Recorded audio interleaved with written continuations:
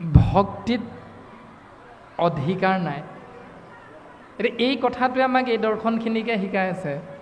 যদি আমি ক'ত কি সাজ সজ্জা পৰিধান কৰিব লাগে নাজানো, তেতিয়াহ'লে আমাৰ ভক্তিত অধিকাৰ নাই। ক'ত কি কথা ক'ব লাগে, কেনেকৈ আচৰণ কৰিব লাগে, যদি আমাৰ ন্যূনতম জ্ঞানখিনি নাই, ন্যূনতম সৌজন্যতাখিনিও আমাৰ নাই, তেতিয়াহ'লে ভক্তিত সেইসকলৰ অধিকাৰ নাই পিতা। এইবুলি পুত্ৰ প্ৰহ্লাদে পিতৃক উত্তৰ প্ৰদান কৰিছে। তাৰ পাছত ভাগৱতৰ পদে আমাক প্ৰকাশ কৰিছে, এই ৰাম ৰাত্ৰি দিনে গৃহতে খে চিন্তা ভৈল যাৰ কৃষ্ণ বিষয়ত মতি নহি কয় তাৰ। যিজনে দিনে ৰাতিয়ে কেৱল মোৰ ধন, মোৰ জন, মোৰ মাটি, মোৰ বাৰী, মোৰ গাড়ী, মোৰ ধন, মোৰ সম্পত্তি, মোৰ ল'ৰা, মোৰ ছোৱালী, মোৰ পত্নী, মোৰ পিতৃ, মোৰ মাতৃ, মই খুৱাইছোঁ, মই পিন্ধাইছোঁ, তই ক'বলৈ কোন? মই খুৱাইছোঁ, মই পিন্ধাইছোঁ, তই ক'বলৈ কোন? এই ভাৱনাটো যিসকলৰ থাকে, কৃষ্ণ বিষয়ত তেওঁলোকৰ মতিটো নথকাৰ বাবে এই চিন্তাটো আহি যায়। গতিকে তেওঁলোকে ভক্তিত অধিকাৰ সাব্যস্ত কৰিব নোৱাৰে। আৰু ভক্তিত যেতিয়া অধিকাৰ নাথাকে, তেতিয়া তেওঁলোকে এই সংসাৰৰ পৰা পৰম গতি লাভ কৰিব নোৱাৰে। সেই পিতা তুমি শুনাচোন, গুৰু উপদেশত বায়াপুনাদ হন্তে নবুজিবে জ্ঞান অন্য অন্যে বিচাৰন্তে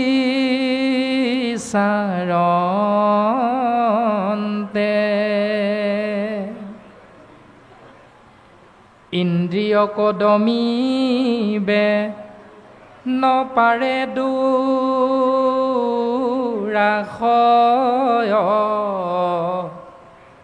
ঘোৰ সংসাৰত গয়া প্ৰবিষ্ট হুয়।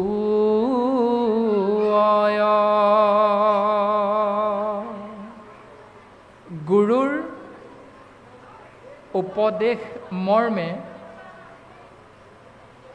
জ্ঞান লাভ কৰি ঈশ্বৰ সেৱাৰ প্ৰতি নিজকে আমি যিসকলে আগবঢ়াই দিবলৈ ইচ্ছা নকৰোঁ, তেওঁলোকে ঈশ্বৰৰ কৃপা লাভ কৰিব নোৱাৰে।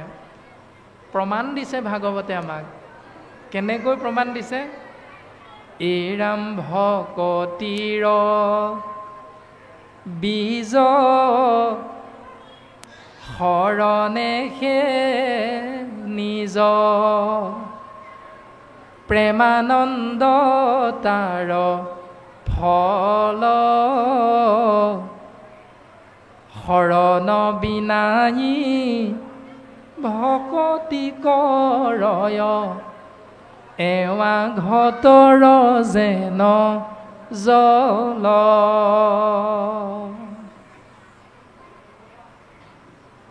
ভক্তিৰ বীজ অংকুৰিত হয় কেৱল শৰণ প্ৰক্ৰিয়াৰ দ্বাৰা, আৰু শৰণ হ'ল এজন শৰীৰধাৰী মনুষ্যৰ নিজৰ বস্তু।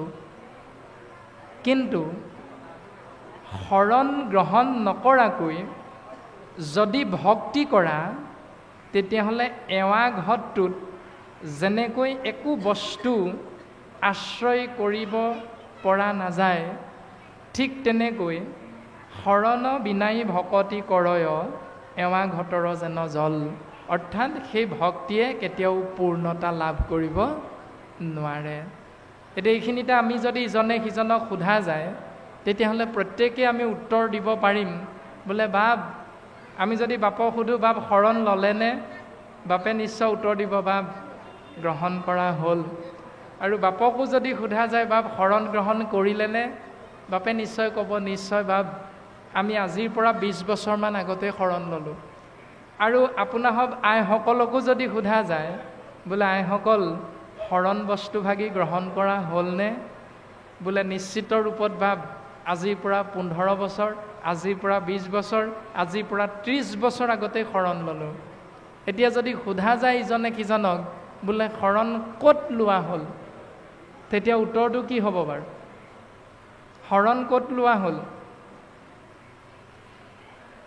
নিশ্চিত ৰূপত কেইটামান উত্তৰ হ'ব, আপোনালোকে ক'ব নালাগে। উত্তৰকেইটা এনেধৰণৰ হ'ব বোলে আমি শৰণ ল'লোঁ মধুপুৰ সত্ৰত, শৰণ ল'লোঁ বৰপেটা সত্ৰত, শৰণ ল'লোঁ শ্ৰীমন্ত শংকৰদেৱ সংঘৰ শৰণ আচাৰ্যৰ ওচৰত, শৰণ ল'লোঁ ইলাৰাম দাস বাপৰ যিভাগী সমাজ, নাম ধৰ্ম সমাজ, মহাপুৰুষীয়া সমাজ, এই সমাজত শৰণ ল'লোঁ। প্ৰত্যেকৰে উত্তৰটো আমাৰ এনেকুৱাই হ'ব, কিবা এটা নহয় কিবা এটা। কিন্তু ভাগৱতে বা শাস্ত্ৰই আমাক ইয়াৰ উত্তৰটো শুদ্ধ নে অশুদ্ধ সুন্দৰভাৱে বুজাই দিছে। এই ৰাম হৰিত শৰণ লয়াজি তুজন এ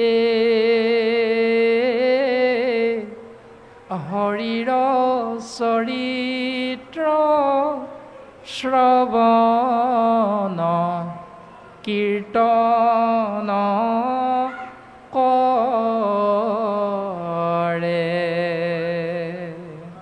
তাৰমানে শাস্ত্ৰই কৈছে শৰণ আচাৰ্যৰ ওচৰত শৰণ নহয়, মধুপুৰ সত্ৰত শৰণ নহয়, বৰপেটা সত্ৰত শৰণ নহয়, শৰণ লোৱা তুমি হৰিৰ চৰণত। এতিয়া আমি হৰিৰ চৰণত শৰণ নাই লোৱা। যদি ল'লোহেঁতেন তেতিয়াহ'লে শৰণৰ পাছৰ কৰ্মটো কি? হৰিত শৰণ লয়া যিজনে হৰিত শৰণ ল'লে তেওঁৰ কৰ্ম হ'ল, তেওঁৰ ধৰ্ম হ'ল, শাস্ত্ৰই চিনাকি কৰি দিছে হৰিৰ চৰিত্ৰ শ্ৰৱণ কীৰ্তন কৰে। এতিয়া কৰিছোঁ নাই?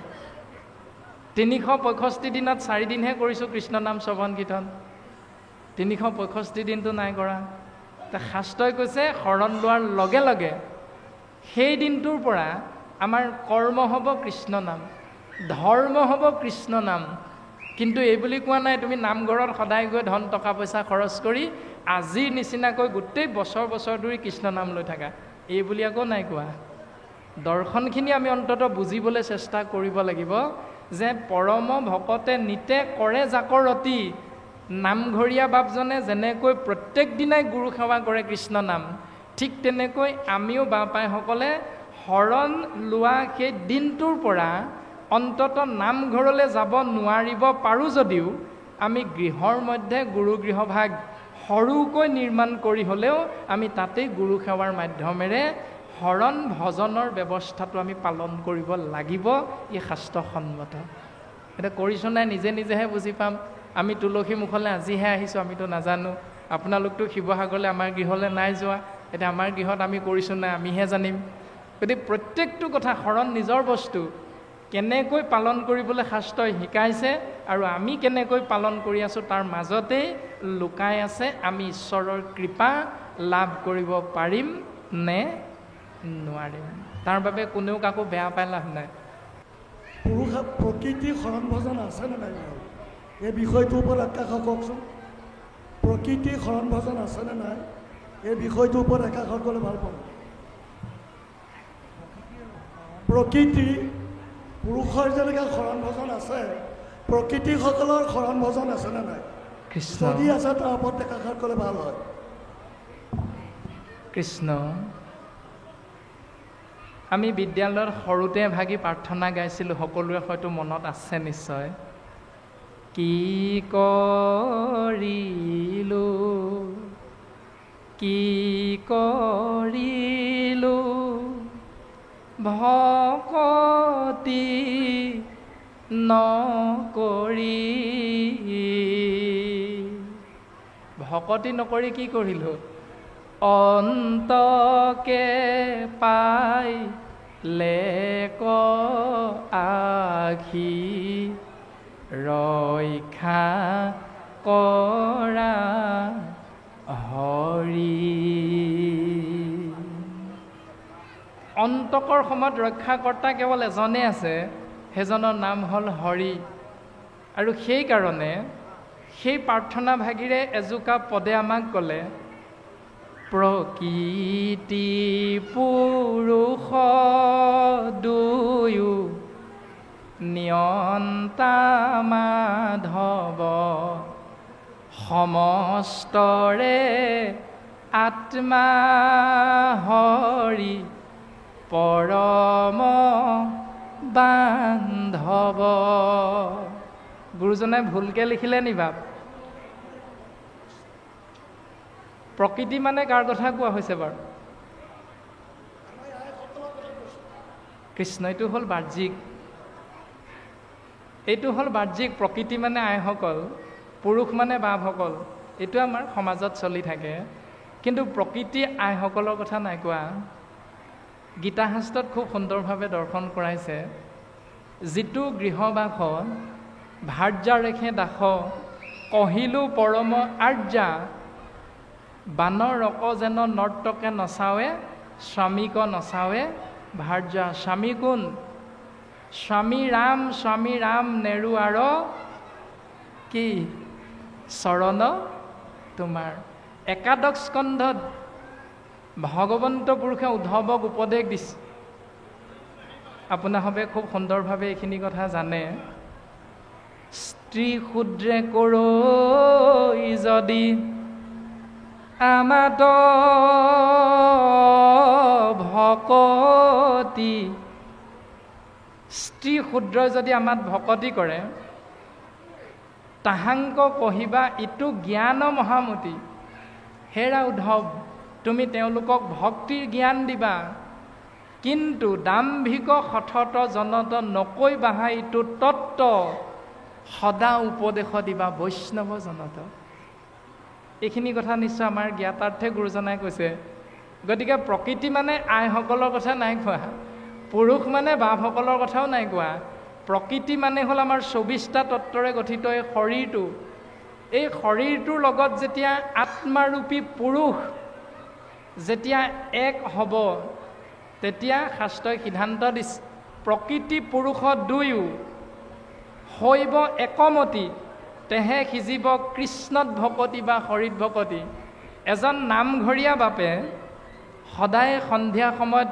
গুৰুগৃহত চাকি বন্তি জ্বলাবলৈ ঘৰৰ পৰা ওলাই আহে আৰু সেইখিনি সময়তে গাঁওখনৰ এগৰাকী বেইচাই নগৰলৈ বেইচাবৃত্তি পালন কৰিবলৈ ওলাই যায় দুইজন একে সময়তে ওলাই যায় আৰু মুখামুখি হয় নামঘৰীয়াজনৰো এদিন মৃত্যু হ'ল বেইচাগৰাকীৰো এদিন মৃত্যু হ'ল নামঘৰীয়াজনৰ আত্মা নিয়া হ'ল নৰকলৈ আৰু বেইচাৰ আত্মা নিয়া হ'ল স্বৰ্গলৈ নামঘৰীয়াজনৰ আত্মাই গৈ নৰকত যমক সুধিছে যে বেইচা কলৈ গ'ল মোতকৈ দুদিনৰ আগত মৃত্যু হৈছিলে বেইচাগৰাকী ক'ত গ'ল তেতিয়া যমে কৈছে কোন বেইচা বোলে আমাৰ গাঁৱত এজনী বেইচা আছিল তেওঁ মোতকৈ দুদিনৰ আগতে মৃত্যু হৈছে গতিকে তেওঁকতো নৰকলৈকে আনিব লাগে কিন্তু তেওঁক কলৈ নিয়া হ'ল তেতিয়া যমে উত্তৰ দিছে তেওঁক স্বৰ্গলৈ লৈ যোৱা হৈছে বোলে কিয় কাৰণ শাস্ত্ৰই কৈছে ভাবেই ভক্তি ভাবিলেই ভগৱন্তক পায় ভাবেই যদি ভক্তি হয় ভাবিলেই যদি ভগৱন্তক পায় তেতিয়াহ'লে নামঘৰীয়াৰ আত্মা কিয় নৰকলৈ যাব লগা হ'ল তাৰ উত্তৰ দিছে যে নামঘৰীয়াই চাকি বন্তি ধূপ শংখ দবা কাঁহ ঘণ্টা যেতিয়া বজাই আশ্ৰয় কৰে তেতিয়া তেওঁৰ মনটো এক নিৰ্দিষ্ট স্থানত থাকে সেয়া হ'ল হে প্ৰভু বেইচাৰ সংগ যদি এবাৰ পালোহেঁতেন নামঘৰীয়াজনে বৰতাল বজাই নাম লয় কিন্তু মন ভাৱনা গৈ থাকে বেইচাজনীৰ ওচৰত প্ৰভু বেইচাজনীৰ সংগ যদি এবাৰ পালোহেঁতেন নাম ঠিকে লৈছে কিন্তু প্ৰকৃতি স্বৰূপা এই শৰীৰটোৰ 10টা ইন্দ্ৰিয়ক নিয়ন্ত্ৰণ কৰি থকা একাদশ ইন্দ্ৰিয় মন গৈ বেইছাৰ চৰণত আছে। তাৰ পাছত বেইছাজনীয়ে সদায় ভাবে, হে প্ৰভু, নামঘৰীয়াজনক তুমি ইমান ভাল মতি দিলা, মোকনো তুমি কোন জন্মত তোমাৰ চৰণ সেৱা কৰিবলৈ সুবিধা দিবা, প্ৰভু এক কণিকা কৃপা কৰিবা। এই বুলি কৰ্মলৈ ওলাই যাওঁতে সদায় নামঘৰীয়াজনে ঈশ্বৰক সেৱা কৰা সেই ভাৱনাটো আশ্ৰয় কৰি বেইছাজনী ওলাই যায়। সেইকাৰণে ভাবেই যিহেতু ভক্তি, ভাবিলেই যিহেতু ভগৱন্তক পায়, বেইছা বৃত্তি কৰ্মটোক তেওঁ উপায় নাপায়হে পালন কৰি আছে, কিন্তু মন সদায় ঈশ্বৰৰ চৰণত আছে। সেইকাৰণে তেওঁ মৃত্যুৰ পাছত স্বৰ্গলৈ যাব পাৰিছে। কিন্তু নামঘৰীয়া বাপজনে সদায় চাকি বন্তি জ্বলায়, কিন্তু মনৰূপী ভাৱনা গৈ আছে বেইছাৰ চৰণত, সেইকাৰণে তেওঁ যাব লগা হ'ল নৰকলৈ। এতিয়া প্ৰকৃতি পুৰুষ শৈৱ একমতি, অৰ্থাৎ চকু, কাণ, নাক, মুখ, হাত, ভৰি, ছাল, গুৰ্জ লিংগ, এই 10টা ইন্দ্ৰিয় যুক্ত 24টা তত্ত্বৰে গঠিতই শৰীৰৰূপী প্ৰকৃতিৰ লগত যদি আত্মাৰূপী পুৰুষৰ কোনোদিন মিলন নহয়, তেতিয়াহ'লে সেই জীৱ শৰীৰত সোমাই থাকিও কেতিয়াও এই সংসাৰৰ পৰা তৰিব নোৱাৰে। আপোনালোকৰ নামঘৰৰ বাক্য ৱালত লিখি থৈছে, চাওক, ৰাখিলাহা কৰ্মকাণ্ড অজ্ঞানীৰ পদে, কৰ্মিক নেৰিব ঘোৰ পৰম আপদে। কৰ্মকাণ্ড জ্ঞান মাৰ্গ অজ্ঞানীসকলৰ বাবে গুৰুজনাই ৰাখি থৈ গৈছে। আৰু সেইকাৰণে একাদশ স্কন্ধত স্পষ্টভাৱে প্ৰকাশ কৰিছে, ভগৱন্ত বস্তুৱে উদ্ধৱৰ আগত জ্ঞান কৰ্ম ভকতি কহিলো কৰি ভেদ, ভকতি পৰম পন্থ দিলো পৰিছেদ। যে জ্ঞান মাৰ্গ কৰ্ম মাৰ্গ অজ্ঞানীসকলৰ বাবে ৰাখিছোঁ, কিন্তু ভক্তি মাৰ্গত জীৱৰ পৰম গতি। সেইকাৰণে জ্ঞানীসকলে কি কৰ্ম কৰে? এই ৰাম তুমি কেৱলে সঁচা, অমিছা সবে আন, জানি জ্ঞানী গণে কৰে হৃদয়ত ধ্যান। হৃদয়ত কৃষ্ণ তত্ত্ব আছে, এইটো উপলব্ধি কৰিব নোৱাৰাৰ বাবে আমি মহিলা বুলি ভাবোঁ, আমি পুৰুষ বুলি ভাবোঁ, পৃথক কৰোঁ। পৃথক কোনো নহয়। ভগৱন্তই কৈছে, সমস্ত ভূততে ব্যাপী আছোঁ মই হৰি, সবাকো মানিবা বিষ্ণু বুদ্ধি কৰি। যদি সবাকো বিষ্ণু বুদ্ধি কৰিবলৈ শাস্ত্ৰই উপদেশ দিছে, তেতিয়াহ'লে আইসকলৰ শৰণ আছেনে নাই? বাপে নিশ্চয় বুজিব পাৰিছে কথাখিনি। কোনোবাই ভাই গুৰু প্ৰশস্তিত হয়তো, অৰ্থাৎ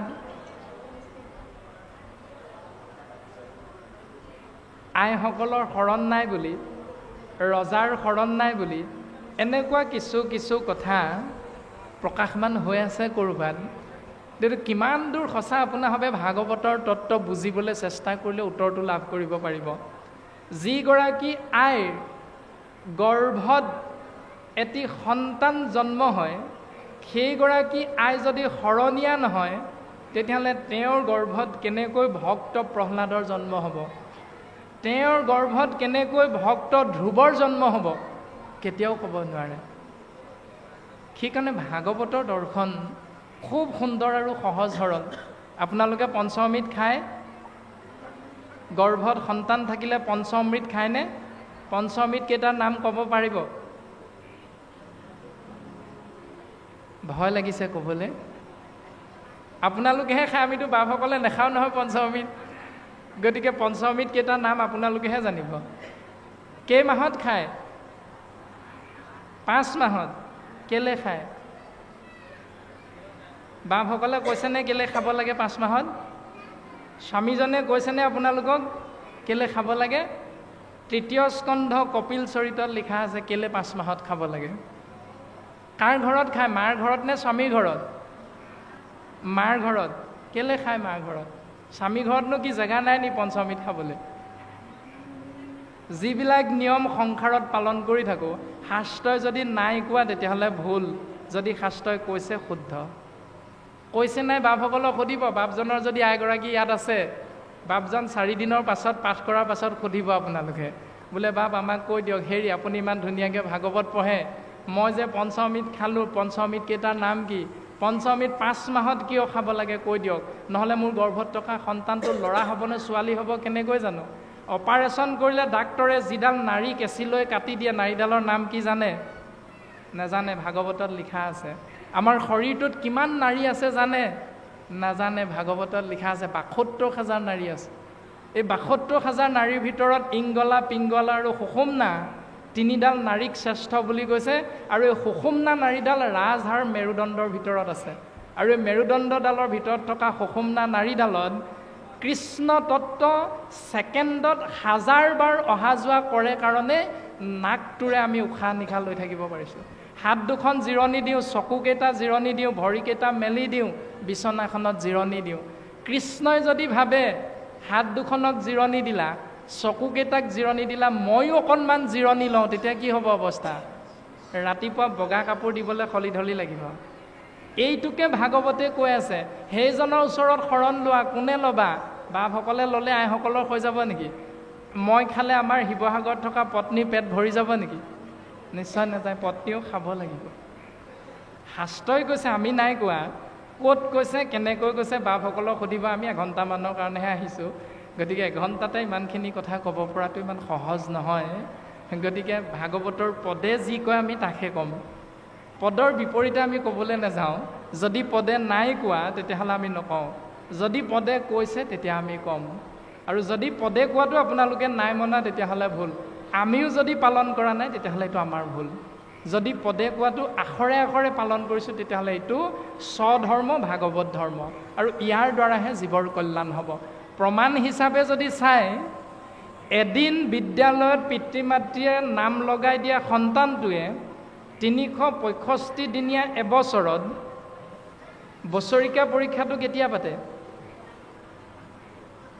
বছৰিকীয়া পৰীক্ষা কেতিয়া পাতে ডিচেম্বৰ মাহত তেতিয়াহ'লে নৱেম্বৰ মাহলৈকে 11 মাহ নপঢ়ি কেৱল এদিন পঢ়ি ষ্টাৰ মাৰ্ক পাব পাৰিব নাই কোনোবাই নোৱাৰে সঁচানে সঁচা তেতিয়াহ'লে এদিন কৃষ্ণ বুলি কৈ ইয়াত বন্তি গছ জ্বলালেই কৃষ্ণই কৃপা কৰিবই নেকি আমাক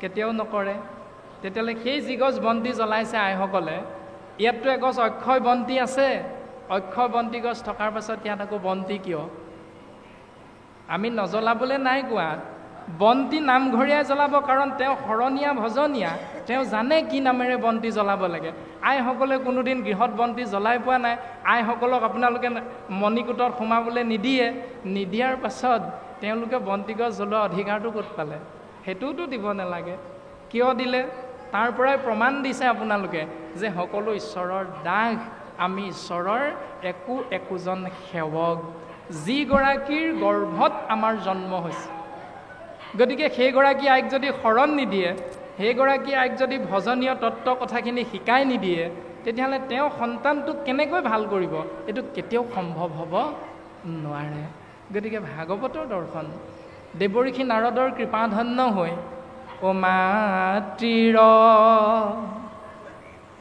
গৰ্ভতে প্ৰহ্লাদে ৰাম নাম পালে নাম হৃদয়তে থলে পঞ্চবয়সতে প্ৰহ্লাদে ৰাম নাম গালে বান্ধৈ হৰি নাম গালে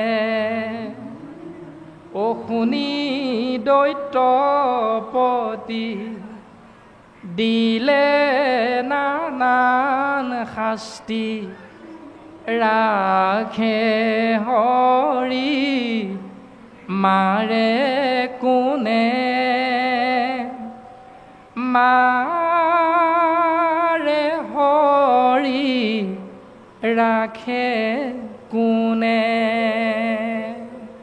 যদি হৰিয়ে নাৰাখে জৰিয়ে ৰাখিবনে যদি জানে কেলে জৰি পিন্ধে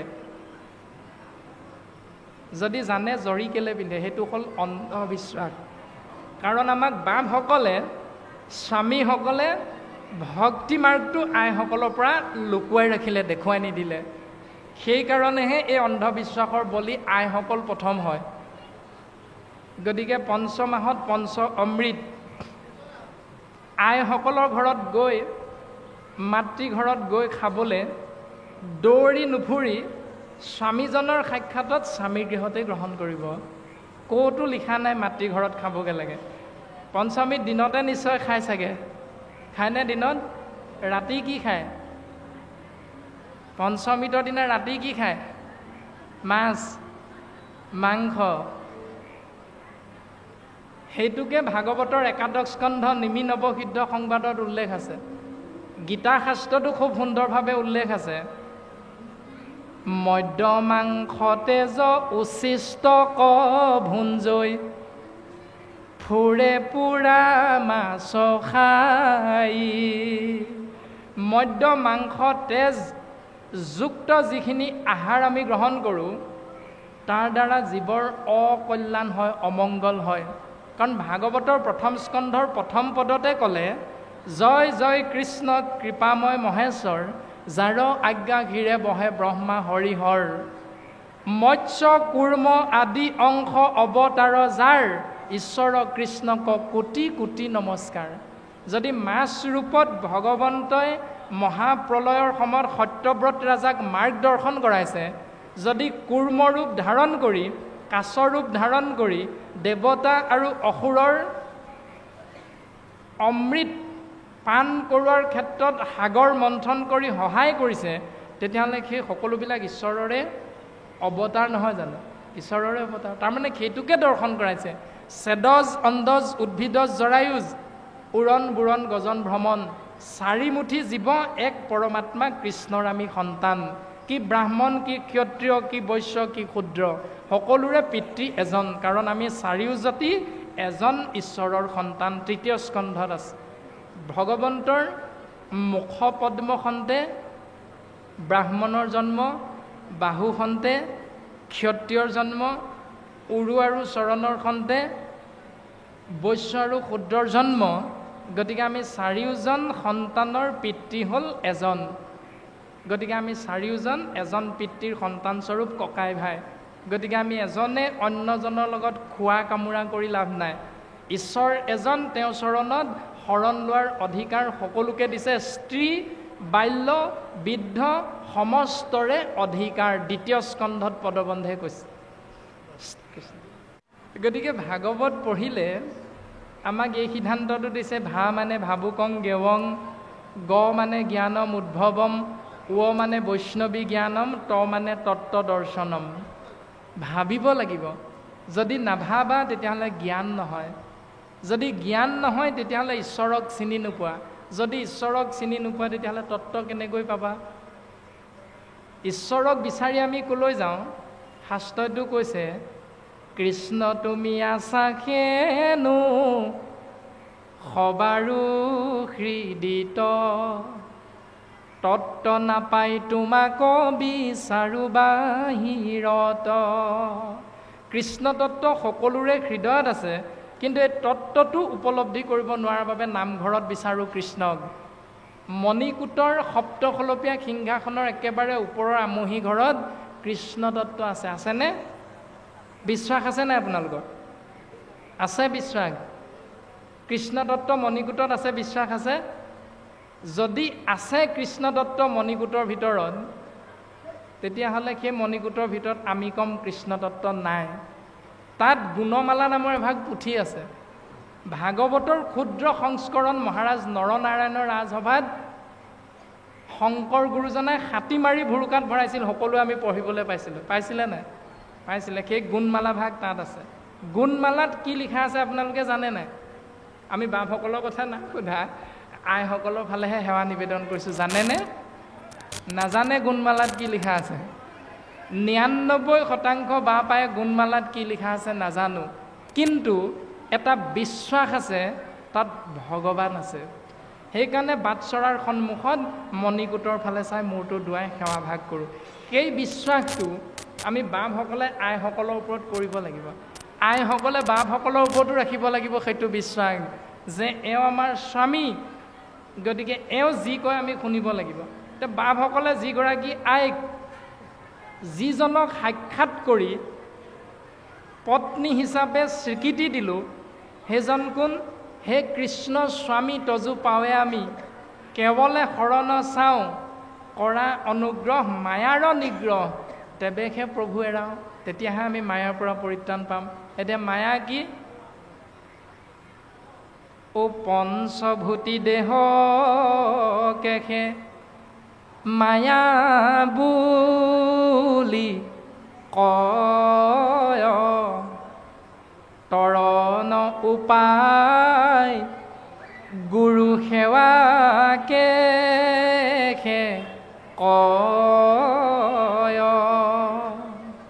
পঞ্চভূতি দেহটো হ'ল মায়া আৰু মায়াৰ পৰা পৰিত্ৰাণ পোৱাৰ উপায়টো হ'ল গুৰু সেৱা এতিয়া বাপে গুৰু সেৱা কৰিলে আই তৰি যাব পাৰিব বুলিনো ক'ত লিখা আছে নি ক'ৰবাত লিখা বাপজনে খালে আইগৰাকী পেট ভৰিব বাপজনে শৰণ ল'লে আইগৰাকী শৰণ হৈ যাব বাপজনে ভজন ল'লে আইগৰাকীৰ ভজন হৈ যাব বাপজনে গুৰু সেৱা কৰিলে আইগৰাকী গুৰু সেৱা হৈ যাব মায়াৰ পৰা পৰিত্ৰাণ পাব ক'ৰবাত আছেনে লিখা নাই যদি নাই এইটো সঁচা বুলি কিয় মানি ল'ব লিখাটো দিব লাগিব আমাক কাৰণ মোৰ দেউতাৰ নাম কি দেউতাকৰ নাম কি খাজানা দিবলৈ যাওঁতে মাটি দলিলখনত লিখা আছে নহয় জানে আপোনালোকে গতিকে দেউতাকৰ নাম কি দেউতাকৰ নাম কি সেই তাত সুন্দৰভাৱে লিখা আছে তেতিয়া আমি বুজি পাওঁ আমাৰ দেউতাৰ নাম কি ঠিক তেনেকৈ ভাগৱতেও আমাক খুব সুন্দৰভাৱে এই সুন্দৰ উপদেশ প্ৰদান কৰিছে গতিকে আমি প্ৰত্যেকেই চিন্তা কৰাটো অতিব প্ৰয়োজন যে কৃষ্ণ তত্ত্ব সকলোৰে হৃদয়ত আছে আৰু যেতিয়ালৈকে ও সমস্ত কাষ্ঠতে অগ্নি আচন্ত বিয়াপি ঘড়ীখন বিনে তাংক নেদেখে কদাপি জুইশলা বাঁহটো আইগৰাকীয়ে থৈ যাওক মিঠাতেলকণ মাটিৰ চাকি গছিত ঢালি থৈ যাওক হলিতাডালো লগাই থৈ যাওক জুইশলাটোৰ পৰা নিজে নিজে কাঠিটো ওলাই হলিতাডালত লাগি যাব নি নাযায় তাৰমানে কাঠিটো জুইশলা বাকচটোৰ পৰা উলিয়াব লাগিব তাৰপাছত খাৰে খাৰে ঘৰখন কৰিব লাগিব তেতিয়া তাৰ পৰা আমি বিচৰা ধৰণে জুই দেখা পাম সমস্ত কাষ্ঠতে অগ্নি আচন্ত ব্যাপী সকলোতে অগ্নিতত্ত্ব আছে কিন্তু ঘড়ীখনৰ বিনে তাংক নেদেখে কদাপি ঘৰখন নকৰালৈকে অগ্নি আমি দেখা নাপাম ঠিক তেনেকৈ সেহি মতে কৃষ্ণ আশা সবাৰো হৃদিত ভকতি নভৈলে জানা নোহন্ত বেকত সেইকাৰণে আজিকালি পৰকীয়া প্ৰেমবোৰ বাঢ়ি বাঢ়ি গৈ আছে স্বামীজন থাকোঁতেও যে পলাই যাব লগা হৈছে এগৰাকী এই শৰণ ভজনৰ ব্যৱস্থাবিলাক শাস্ত্ৰসন্মতে আচৰণ নকৰাৰ বাবে এই নিয়মবিলাক বাঢ়ি বাঢ়ি গৈ আছে বাপসকলে অস্বীকাৰ কৰিলেও আমি এইটো কথা ক'বই লাগিব এই যে ড্ৰাগছৰ ব্যৱহাৰটো যুৱ সমাজৰ মাজত বেছিকৈ প্ৰচলন হৈছে এই গুৰু সেৱা কৰা নিয়মটো আমি পিতৃ মাতৃয়ে নিশিকোৱাৰ বাবে এই নিয়মবিলাক যুৱ সমাজৰ মাজত বেছিকৈ প্ৰচলিত হৈছে ঋষভ প্ৰভুৱে চতুৰ্থ স্কন্ধ পঞ্চম স্কন্ধত ঋষভ প্ৰভুৰ এক সুন্দৰ দৰ্শন দিছে গৃহস্থী ধৰ্ম পালন কৰি 100জন পুত্ৰৰ গৰাকী হ'ল পিতৃ আৰু 100জন পুত্ৰক জ্ঞান দিবৰ বাবে ব্ৰহ্মাৱৰ্ত দেশলৈ লৈ গৈছে আৰু ব্ৰহ্মাৱৰ্ত দেশলৈ লৈ গৈ 100জন পুত্ৰক কি জ্ঞান দিছে প্ৰথমতে পুত্ৰ হ'ব আলাস এৰিবা শাস্ত্ৰ ছয় পঢ়ি হবে তত্ত্ব বিচাৰিবা সেই মোৰ পুত্ৰসকল তোমালোকে প্ৰথমে শাস্ত্ৰ পঢ়িবা, কিন্তু তাৰ আগত কি কৰিবা, এলাহ ভাগৰটো ত্যাগ কৰিবা। আৰু শাস্ত্ৰ যদি পঢ়া ওপৰে ওপৰে নপঢ়িবা, শাস্ত্ৰৰ তত্ত্বটো বুজিবলৈ চেষ্টা কৰিবা।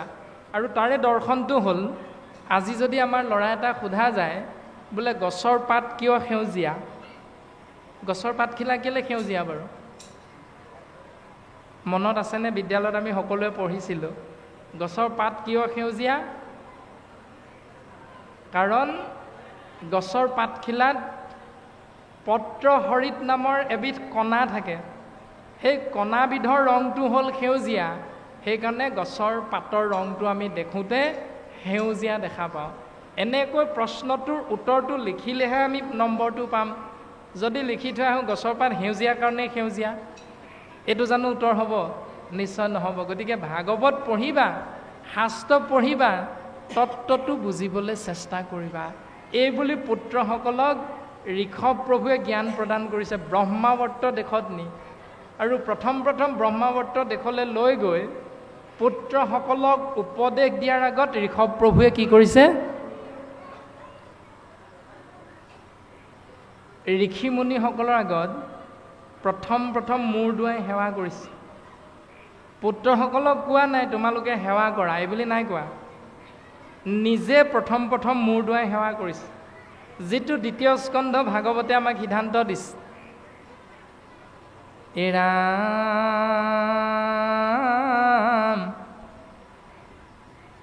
কৰ্ণ দুই থাকন্তে নুশুনি হৰি কথা, দুগুটা গৰ্তৰ ভাৰ বহিলো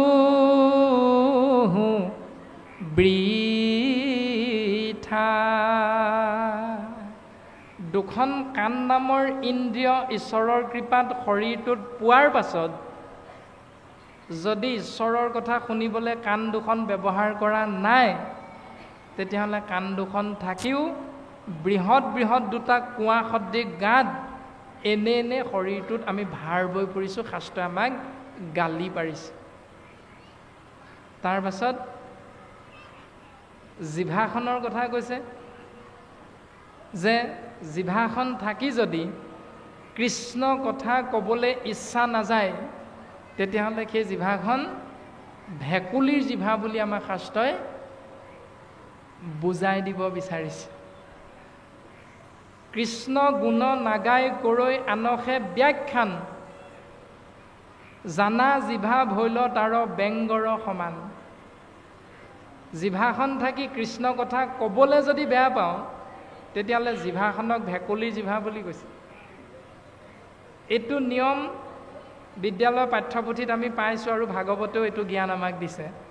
অ ফুল নুফুল কিয়, গৰুৱে যে আগ খাই মনো ফুলিম কিয়, অ গৰু আগ খাওঁ কিয়, গৰখীয়াই যে গৰু নৰখে মনো নাখাম কিয়, অ গৰখীয়া গৰু নৰখ কিয়, বোলে ৰান্ধনীয়ে যে ভাত নিদিয়ে মনো ৰখিম কিয়। নিশ্চয় কবিতাটো পাইছিলে। শেষত কি কৈছে বাৰু?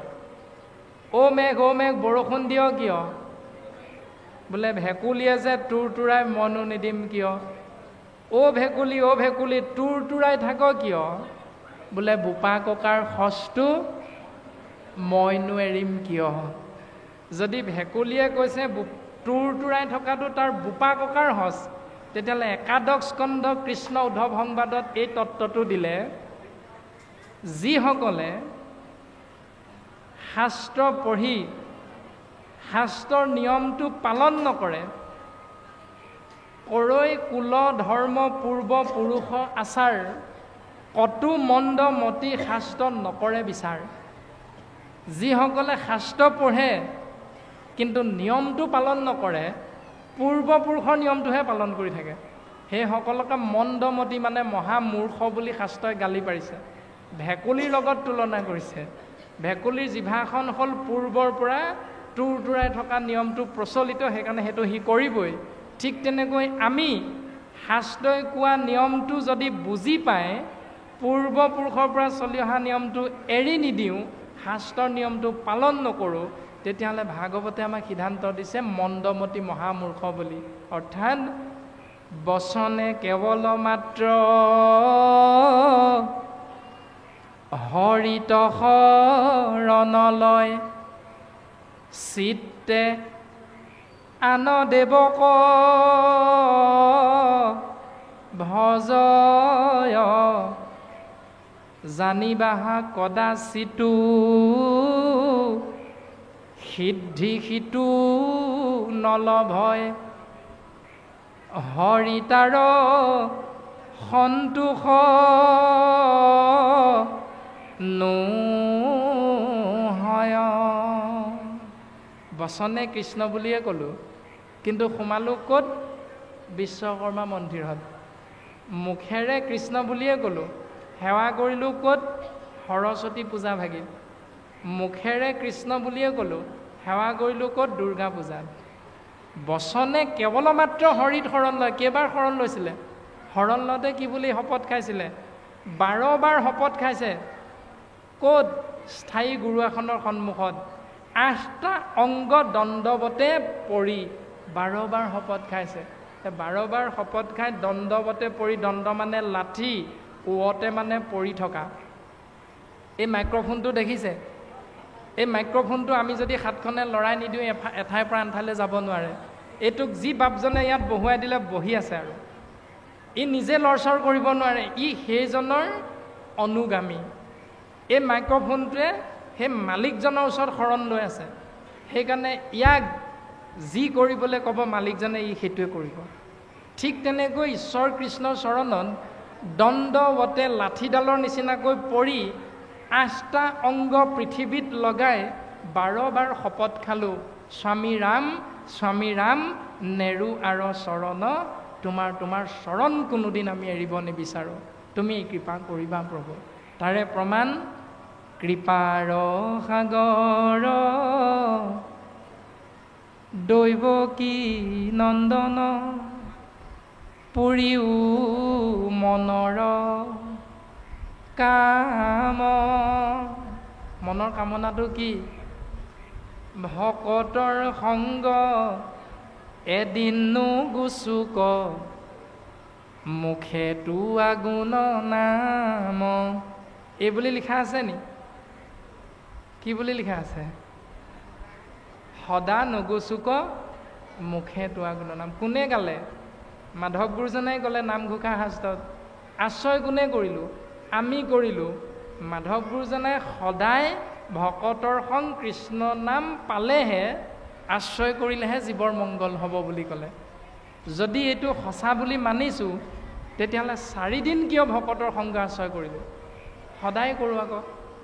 যদি 4 দিনহে কৰিছোঁ, তেতিয়াহ'লে আমি গোৱা কথাখিনিৰ লগত শৰীৰৰ প্ৰকৃতি স্বৰূপা শৰীৰটোৰ আচাৰ আচৰণটো আমাৰ যোগ হোৱা নাই, এক হোৱা নাই। সেইকাৰণে আমাৰ মংগল নাই হোৱা। কাৰণ মংগল যোগ আচৰণ সমান মংগলাচৰণ।